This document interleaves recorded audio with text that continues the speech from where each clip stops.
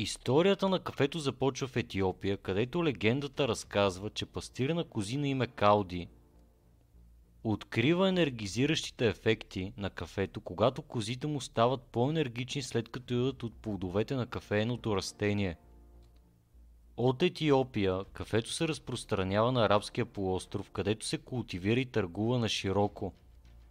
Оттам кафето си проправя път до Европа и извън нея, предизвиквайки глобална мания, която продължава и до днес. Но кои съставки правят кафето потенциално здравословно и какви са потенциалните ползи за здравето от умерената му консумация всеки ден? Първата и една от основните съставки е кофеинът, който е естествен стимулант, който придава на кафето неговите енергизиращи ефекти. Втората съставка са полифенолите, които са специфични съединения с антиоксидантна активност и допринасят за вкуса и потенциалните ползи за здравето на кафето. Някои от ключовите полифеноли, открити в кафето, включват хлорогенни киселини, които са отговорни за голяма част от антиоксидантната активност на кафето, както и флавоноиди и фенолни киселини. Полифенолите също се намират в какаото и черния чоколад, но основните полифеноли са флавоноиди, особено флаваноли. Те са отговорни за почти всички ползи за здравето от какаото и черния чоколад. Ако искате да разберете повече по тази тема, моля гледайте предишният ми видеоклип чрез връзката в описанието по-долу. Други съставки са меланоидини и липиди, като допринасят за аромата и вкусът на кафето.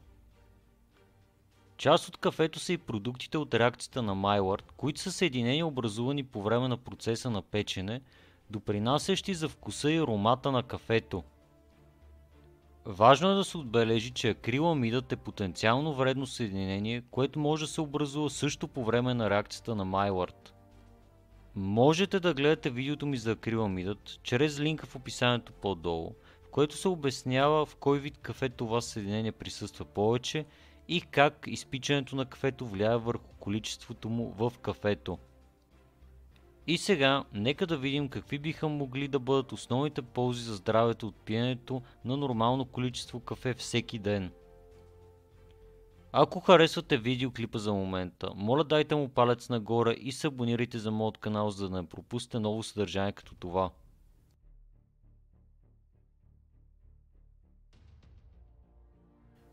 Първата полза от кафето е, че повишава енергийните нива и подобрява спортните ни постижения, като кафето съдържа кофеин, който действа като блокира действието на невротрансмитер, наречен аденозин в мозъка ни. Аденозинът е отговорен за насърчаването на релаксацията и сънливостта ни, така че когато кофеинът блокира неговите рецептори в мозъка, той пречи да упражнява своите ефекти. Това води до повишена бдителност, подобрено настроение и намалено усещане за умора. Този преглед включва 9 проучвания, оценяващи ефекта на кофеиновото кафе върху хора, приложено 45 минути преди тренировка.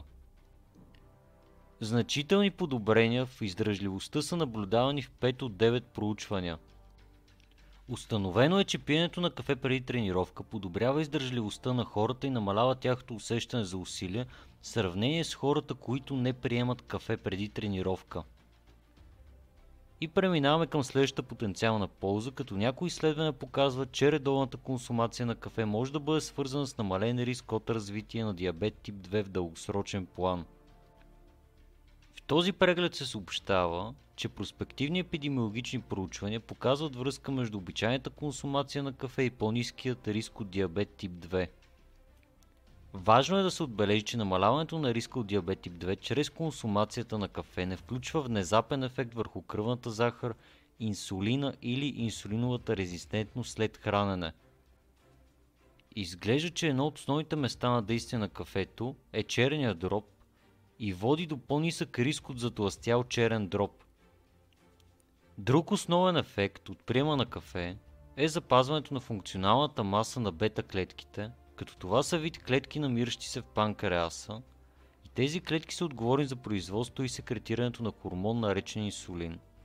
Тези клетки играят решаваща роля за поддържането на нормалните нива на кръвната захар и са централни за регулирането на метаболизма в тялото. Дългосрочното запазване на правилната функция на черния дроб и бета клетките може да обясни връзката на обичайното пиене на кафе с по-нисък риск от диабет тип 2, отколкото рязкото подобряване на метаболитният контрол. Третата потенциална полза е свързана с здравето на нашия мозък, като някои изследвания показват, че кафето може да помогне за предпазване от някои невродегенеративни заболявания, включително болест на Паркинсон и болест на Алцхаймер. Невродегенеративните заболявания са група състояния, характеризиращи се с прогресивна дегенерация и дисфункция на нервни клетки в главния и или гръбначният ни мозък.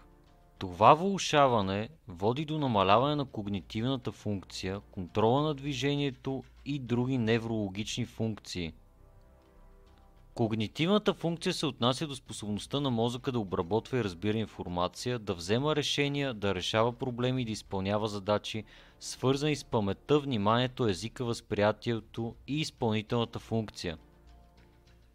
Този преглед на 11 проучвания при повече от 29 000 души предполага, че по-високата консумация на кафе е свързана с намален риск от болест на Алцхаймер. Този преглед предполага консумацията на кофеин, особено умерени количества, консумирани чрез кафе или зелен чай, и при жени може да намали риска от деменция и когнитивен спад и може да подобри когнитивният спад при хора с когнитивни увреждания.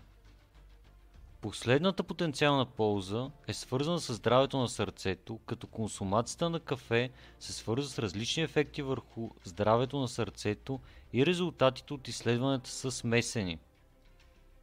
Потенциалните ползи от умерената консумация на кафе върху здравето на сърцето могат да се дадат на неговите биоактивни съединения като хорогенни киселини и полифеноли, които имат антиоксидантни и противовъзпалителни свойства. Този преглед оценява доказателствата за ефекта от обичайната консумация на кафе върху честотата и смъртността от сърдечно-съдови заболявания. При здрави хора, в сравнение с такива, които не консумират кафе, обичайната консумация на 3 до 5 чаши кафе на ден се свързва с 15% намаление на риска от сърдечно-съдови заболявания, а по-високата консумация не е свързана с повишен риск от същите.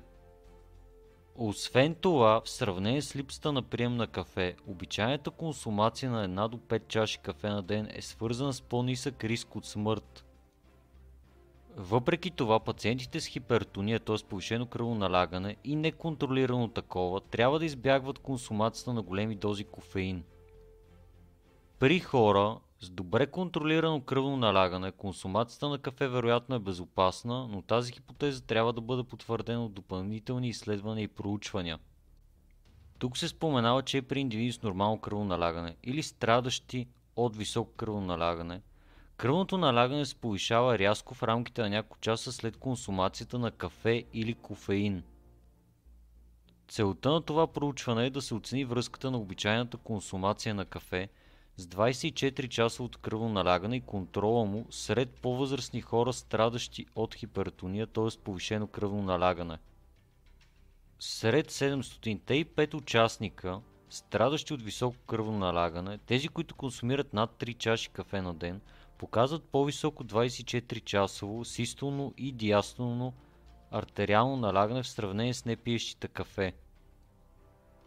Обичайната консумация на кафе се свързва с неконтролирано кръвно налягане при по-възрастна популация, страдаща от хипертония.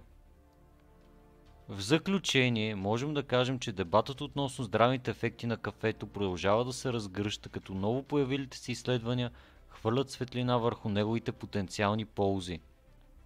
Въпреки че съдържанието на кофеин често е тема на дебат, множеството други биоактивни съединения, най-вече полифенолите, които са антиоксиданти, правят кафето потенциално здравословна напитка.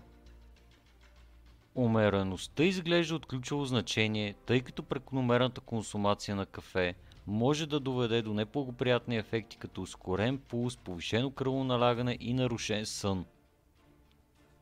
Освен това, индивидуални фактори като генетични предразположения и цялостен начин на живот играят решаваща роля при определенето на това как кафето влияе върху здравните резултати. Благодаря, че гледахте това видео. Ако ви е харесало, моля дайте му палец нагоре и се абонирайте за канала за още подобно съдържание. До следващия път!